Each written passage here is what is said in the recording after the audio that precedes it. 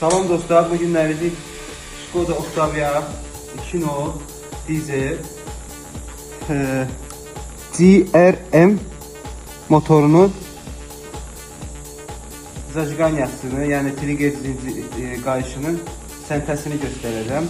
Əgər adaptörümüz yoxsa, burada çox incə nüanslar var, onu sizə göstərmək istəyirəm. Gəl. Nasosu, bu Salerka nasosu, buradan kilitləməlisiniz. Eksantrik milini buradan kilitləməlisiniz. Bu balaca 30'luq vidayını açmaq lazımdır. Bu 18'liyi də boşaltmaq lazımdır. Bu içində fırlana bilsin rahat.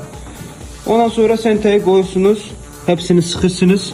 Bir de burada dediğim gibi açmadan əvvəl bax bu dişi, onu burada sentez, bax bu burada ortada durmalıdır.